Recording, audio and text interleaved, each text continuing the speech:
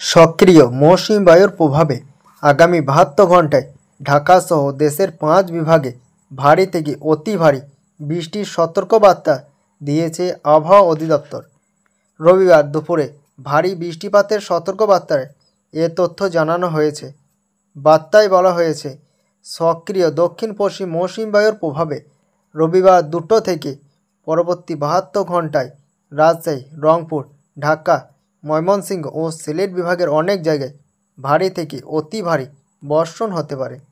এদিকে সোমবার সকাল 9টা পর্যন্ত আবহাওয়ার পূর্বাভাসে বলা হয়েছে, রংপুর, রাজশাহী, ঢাকা, ময়মনসিংহ ও সিলেট বিভাগের অধিকাংশ জায়গায় এবং খুলনা, বরিশাল ও চট্টগ্রাম বিভাগের অনেক জায়গায় অস্থায়ীভাবে দমকা হাওয়াসহ হালকা থেকে মাঝারি ধরনের বৃষ্টি বা বজ্রসহ বৃষ্টি হতে পারে।